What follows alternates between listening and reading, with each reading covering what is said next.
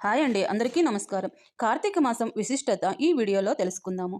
వీడియోలో తెలుసుకునే ముందు ఆ గణేశుణ్ణి ఒక్కసారి ప్రార్థించుకుందామండి. శుక్లం వరదరం విష్ణుం శశివర్ణం చతుర్భుజం ప్రసన్నవదనం ధ్యాయే సర్వ విఘ్నో ప్రశంతతే. అగజానన పద్నాకం గజాననం అనేకదంతం బద్ధానాం ఏకదంతం భాస్మహే. గురు బ్రహ్మ గురు విష్ణుం గురుదేవో మహేశ్వర గురు సాక్షాత్ పరబ్రహ్మ శ్రీ గురవే నమో నమః. ఇక వీడియోలోకి వెళదాము.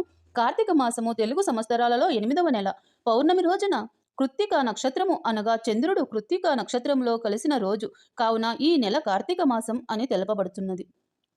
స్నాన దాన జపాలు పూజలు ఉపవాసాలు వ్రతాలు దీపాలు వెలిగించటం వనభోజనాలు వంటి వాటిని చేయడం వల్ల జన్మ జన్మల పాపాలను పటాపంచలు చేసి అనంతమైన పుణ్యఫలాలను ప్రసాదించే మహిమాన్వితమైన మాసం కార్తీక మాసం. చంద్రమానం ప్రకారము కార్తీక మాసము 8వది. శరత్ ఋతువులతో రెండవ మాసం అని స్కంద పురాణాలలో పేర్కొనబడినది. అంటే కార్తీక మాసానికి సమానమైన మాసమూ లేదు. శ్రీ మహావిష్ణువునకు సమానమైన దేవుడూ లేడు. వేదముతో సమానమైన శాస్త్రమూ లేదు. గంగతో సమానమైన తీర్థమూ లేదు అని అర్థము. శివునికి ప్రీతిపాత్రమైన మాసము కార్తీక మాసము. ప్రతి ఏటా దీపావళి వెళ్ళిన మరుసటి రోజు నుంచి అతి పవిత్రమైన కార్తీక మాసం ప్రారంభమవుతుంది. ఈ మాసములో భక్తులంతా నిత్యము బోలాశంకరుని నామాన్ని స్మరిస్తూ ఉంటారు. పురాణ కాలం నుంచి ఈ మాసము ఓ ప్రత్యేకతను సత్కరించుకుంది. హరిహరనాథులకు ప్రీతిపాత్రమైన ఈ మాసంలో భక్త కోటి యావత్తు కఠిన నిష్ఠలతో చేపట్టే నోములకు ఎంతో ప్రాధాన్యం ఉంది. ఈ మాసంలో పాడ్యమి, చవితి, పౌర్ణమి, చతుర్దశి, ఏకాదశి, ద్వాదశి తిథుల్లో శివ పార్వతులకు అనుగ్రహం కోసము మహిళలు పూజలు చేస్తూ ఉంటారు. మన భారతీయ సంస్కృతిలో కార్తీక మాసం వచ్చింది అంటే ఈ నెల రోజులు పండుగ దినాలవే. అందులోనూ కార్తీక మాసం ఈశ్వర ఆరాధనకు చాలా ముఖ్యమైనది. దేశం నలుమూలల ఉన్న వివిధ ఆలయాలలో రుద్రాభిషేకాలు, రుద్రపూజ, లక్ష బిల్వదళాలతో పూజలు, అమ్మవారికి లక్ష కుంకుమార్చనలు విశేషంగా జరుపుతూ ఉంటారు. అలా విశేష అర్చనలు జరిపే భక్తులకు సదాశివుడు ప్రసన్నుడై కొంగు బంగారములా సంతోషం కలిగిస్తాడు. కాబట్టి ఈ స్వామికి అశుతోషుడు అనే బిరుదు వచ్చింది. హరి ఓం నమస్తే హస్తు భగవన్నేశ్వరాయ మహాదేవాయ తాయ త్రిపురాంతకాయ త్రికాలజ్ఞాయ కాలాగ్ని రుద్రాయ నీలకంఠాయ మృత్యుంజయాయ సత్యేశ్వరాయ సదాశివాయ శ్రీమన్ హరే దేవాయ నమం.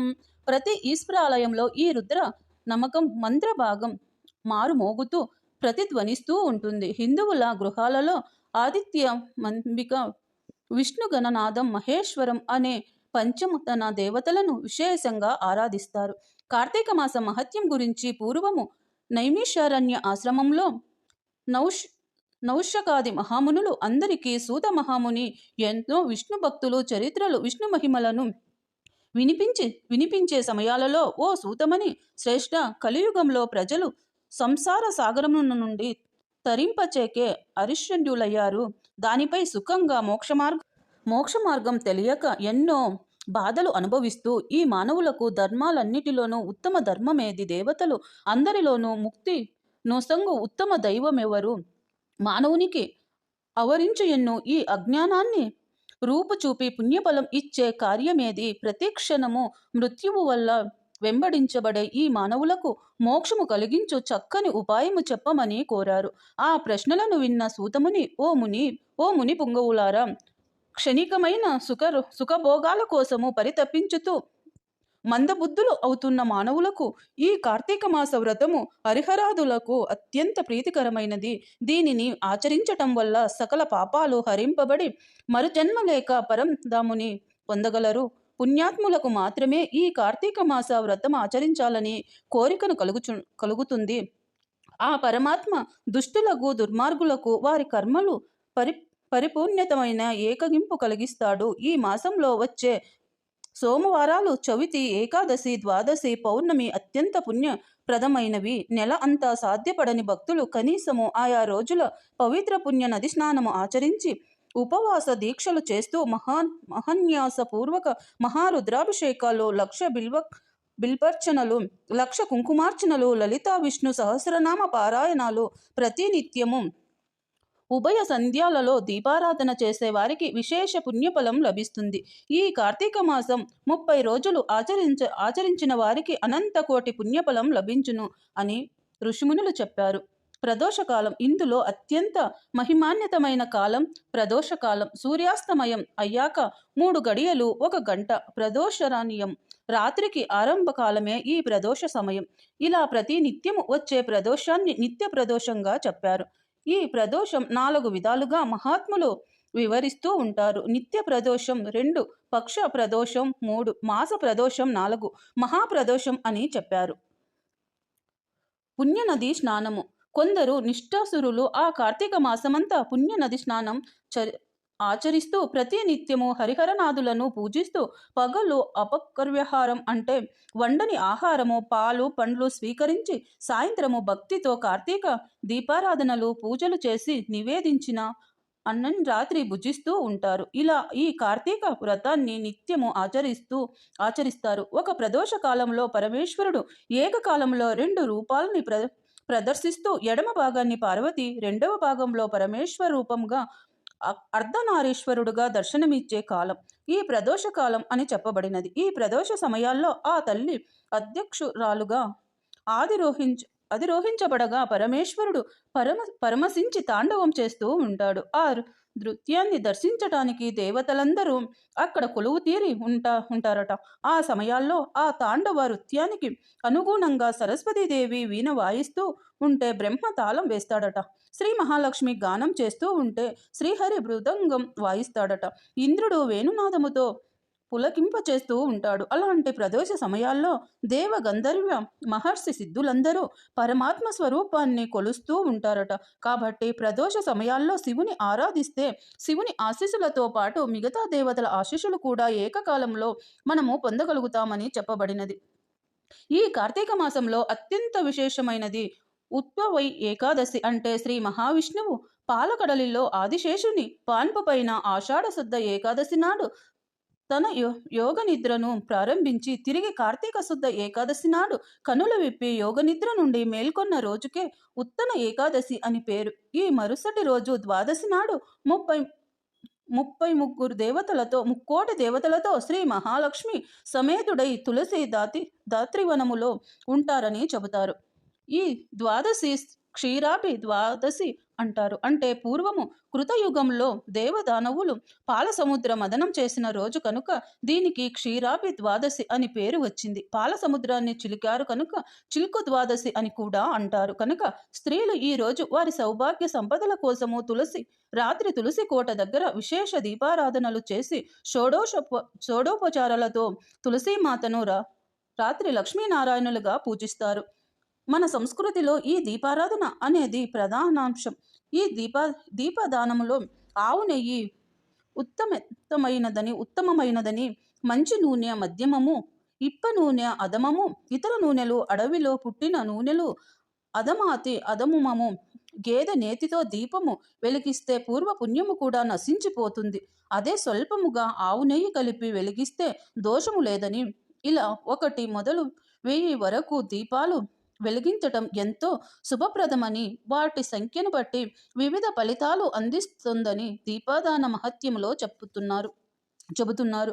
అలాంటి దీపారాధన పూజా మందిరములో, దేవాలయాలలో, గృహస్పృంగాలలో, తులసి బృందావనములో, మారేడు రావి వంటి దేవత వృక్షాల దగ్గర, పుణ్యనది తీరాలలో వెలిగించటము అత్యంత పుణ్యప్రదమని పురాణాలు వర్ణించి చెబుతున్నాయి.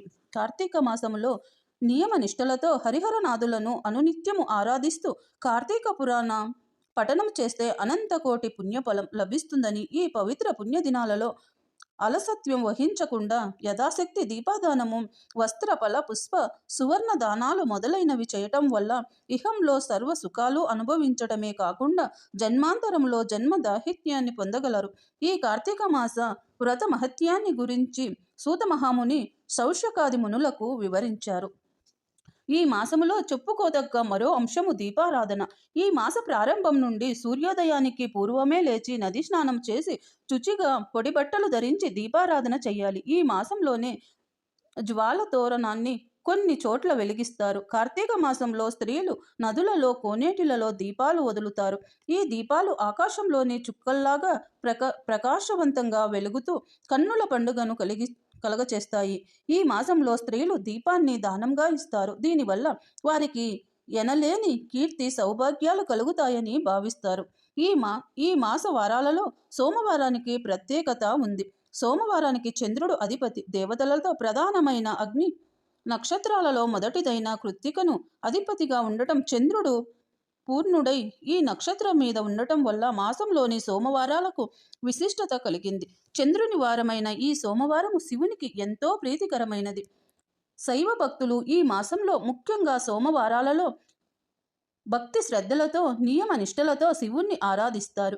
కార్తీక మాసంలో గంగా, గోదావరి, కావేరి, తుంగభద్రాది నదులలో స్నానం చేస్తే అత్యుత్తమ. గంగానది కార్తీక మాసంలో నదులన్నిటిలో ధ్రువరూప సన్నిహితమై ఉంటుంది. శ్రీ ఆదినారాయణుడు గోప్యత మాత్ర ప్రదేశంలో జలములలో సన్నిహితుడై ఉంటాడని వేదాలు చెబుతున్నాయి. కాబట్టి సముద్రకాయి అయిన నది స్నానం అత్యంత పవిత్రమైనది. నది స్నానానికి అవకాశం లభించకపోతే కాలువలోని కానీ, చెరువులో కానీ, కూపము దగ్గర కానీ సూర్యోదయమును స్నానము చేయాలి. కార్తీక సోమవారాలు లేదా పౌర్ణమి నాడు కానీ, లేక ఇతర దినాల్లో అయినా సాయం సమయాలలో శివాలయాలలో ఉసిరికాయ పైన ఒత్తులను ఉంచి దీపం వెలిగించడం శ్రేష్టం. ఆవు నెయ్యితో దీపం వెలిగించడం శ్రేష్టం. లేదంటే నువ్వుల నూనెతో కానీ, కొబ్బరి నూనెతో కానీ, నెయ్యితో కానీ, అవిష నూనెతో కానీ, ఇప్ప నూనెతో కానీ, లేదంటే కనీసము ఆముదమునైనా దీపాన్ని వెలిగించాలి. రాత్రి అంటే ఉసిరిక లక్ష్మీదేవికి అవసరమైన ఎంతో ఇష్టమైనది. కార్తీక మాసంలో ఈ ఉసిరిక వృక్షం కింద భోజనం చేయటము ఎంతో అదృష్టాన్ని ఇస్తుంది. ఉసిరి వృక్షం మొదట్లో దాత్రీదేవిని, దామోదర స్వామిని పూజించి మధుర పదార్థాలను నివేదించాలి.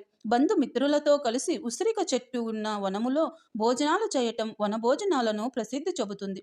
అన్ని దేవతలకి ప్రత్యేకమైనటువంటి గోవుని వస్తు సాహిత్యముగా దూడతో కలిపి పూజిస్తారు. శక్తి లేనివారు ఈ శక్తి కొద్దీ గోవును గ్రాసాన్ని ఇస్తారు. ఆవునకు సేవించడం వలన వంశవృద్ధి కూడా జరుగుతుంది. అంటే మాఘమాసంలో కానీ, చైత్రమాసంలో కానీ, కార్తీక మాసంలో కానీ ఒక శుభదినమున సత్యనారాయణ వ్రతాన్ని ఆచరించవలెనని చెప్పడం జరిగింది. ఈ మాసంలో సత్యనారాయణ స్వామి ప్రధాన ఆచరించడానికి కారణము కార్తీక దామోదర స్వరూపమైన మాసం.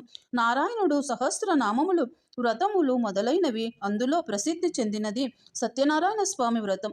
ప్రత్యేకించి ఈ మాసములో పూర్ణిమ నాడు సత్యనారాయణ స్వామి వ్రతం ఆచరించడం వలన అంతా ఇంత పుణ్యము రాదని పెద్దలు, పండితులు చెబుతున్నారు.